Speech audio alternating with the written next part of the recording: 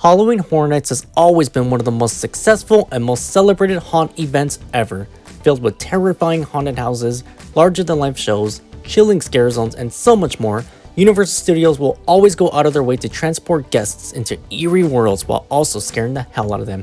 And while 99% of the time, guests always walk out having had so much fun from all the HHN madness, there will always be that 1% where somebody wants to speak to the manager. So because Universal prioritizes the guest experience over almost everything else, they take feedback and complaints very seriously, and sometimes that can result in certain aspects of the event being changed or sometimes being completely removed altogether.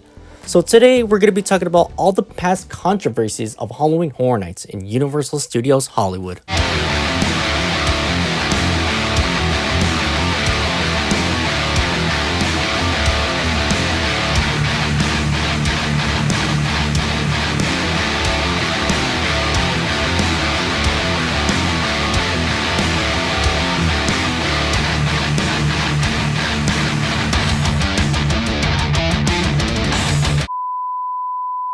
Hello everyone, find me in LA here. Hope y'all are having a wonderful day so far.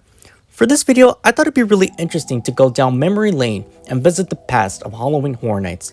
Now right before we dive in, I do want to preface that this video is not made to bring up old dirt in an attempt to paint Universal in a bad light, nor was it made to call certain groups of people soft or overly sensitive and completely invalidate their feelings on the subjects that I'm going to talk about in this video.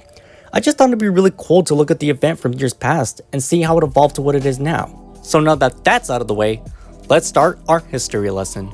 Back in the late 1990s, before John Murdy took over the creative reins of Halloween Horror Nights, Universal was in an era where they were still experimenting with creating a steady haunt event to keep up with not only Universal Orlando, but with Scary Farm at Knott's. One of the things they created during that time was a small show that brought to life the iconic killer doll, Chucky.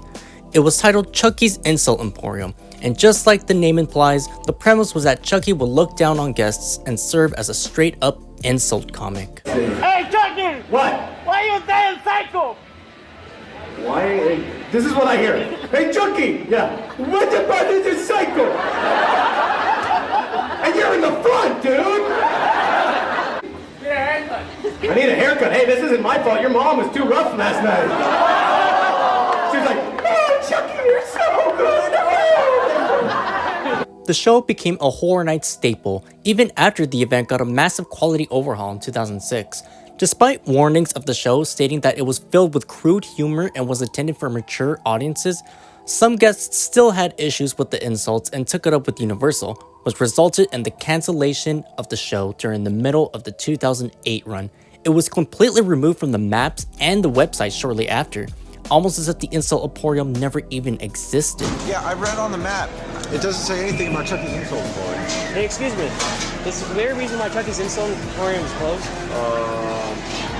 They just decided to close it down for a particular reason they didn't want to tell us. Oh. So one of the shows that just got canceled, people got too offended. They got hurt. That's it. This was closed because people got hurt. I wouldn't even care. It was just a show. The disappointment from fans of the show was just as loud, if not more loud, than the complaints from the naysayers. Fans were concerned that Chucky's Insult Emporium would never see the light of day again. That was until 2013, when Horror Nights made a Curse of Chucky scare zone and brought back the show along with the crude humor.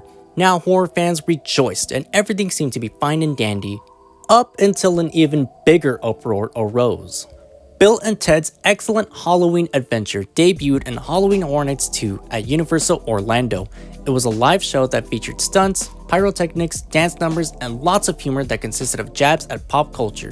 It became a major success and has become an HHN staple since. When Universal and Hollywood revamped their own event, they made their own version of Bill and Ted as well. Similar to Chucky, the show had tons of warnings stating it contained crude humor that was only intended for mature audiences, and for a while, everybody seemed okay with it. Up until 2013, an article was published by Vice that accused Bill and Ted of being super homophobic and racist. The writer of the article especially had issue with a certain joke involving Superman turning gay halfway through the show. The article gained tons of traction at the time, and eventually Universal became aware of it. So to avoid any further controversy, they decided to pull the show entirely, and it was removed from the map and the website without any explanation. and the HHN community was pissed. Bill and Ted was always a fan favorite when it was around. Some guests look forward to the show more than most of the mazes, but because of that article alone, Universal has and never will touch Bill and Ted ever again. So Universal had to come up with another show to eat up those crowds, and that's where the Jabberwockies came in, debuting their first show in 2015. And pretty much every Horror Nights fan unanimously agrees that Jabberwockies is just an inferior show. In years past, the New York street scare zones always featured a barker right below the fire towers. They were basically scare actors that talked through a microphone and actually conversed with guests and did a lot of improv. They were basically the Horror Nights equivalent of the New Yorkers that talked down to guests from the park during the daytime. But because it's Horror Nights, the barkers were a lot more snarky and a bit more crude. And it was all fun and games up until 2014, when the New York area was themed after the Purge Anarchy. And the barker for that year was a purge auctioneer. Because the character is evil, the actress portraying her had to be pretty mean to guests, but apparently some people just couldn't handle it. One night, two 13-year-old girls were involved in the barker shenanigans and were even teased and called names. The mothers of the girls were reportedly furious, claiming that they were slut-shamed in front of other people. One of the parents hired an attorney by the name of Gloria Allred. They didn't seek monetary compensation, but instead demanded an apology from Universal and some policy changes.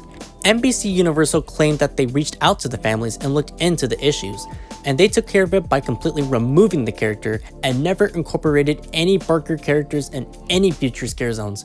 In fact, they changed the way scare actors can interact with guests, because now they are not allowed to speak with them nor do any improv whatsoever and just strictly stick to the script. This last bit I'm going to be talking about is nowhere near as controversial as the ones that I previously listed, but it is still somewhat related to the subject of this video. Usually a month before the opening weekend of Horror Nights, the construction team installs all the scare zone decor for the event, so naturally guests are able to catch glimpses of HHN during the daytime. During the early years of Horror Nights, the streets of Universal Studios were completely decked out, filled with tons of spooky props and bloody statues.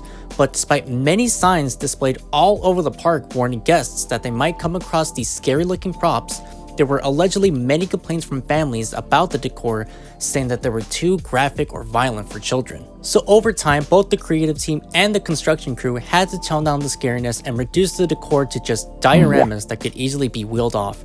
This, along with the never-ending evolution of the park layout, would explain why the quality of the scare zones have been declining these past few years.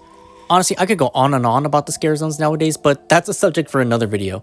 But staying on the subject of this video, that's gonna be a wrap. Again, this video was not made to make the company of NBC Universal look bad. I just wanted to cover some Horror Nights history. Let me know down in the comments, do you think all of these complaints that people have made over the years have ruined Horror Nights and that people nowadays are too sensitive? Or do you think the complaints are actually warranted and the event has evolved into something better? I would love to hear your guys' thoughts, so again, please let me know down in the comments. If you like what you saw, go ahead and click the like button. If you want to see more content like this, go ahead and click the subscribe button. If you stuck around to the very end of the video, thank you so much for watching, and until then, see you all in the fog.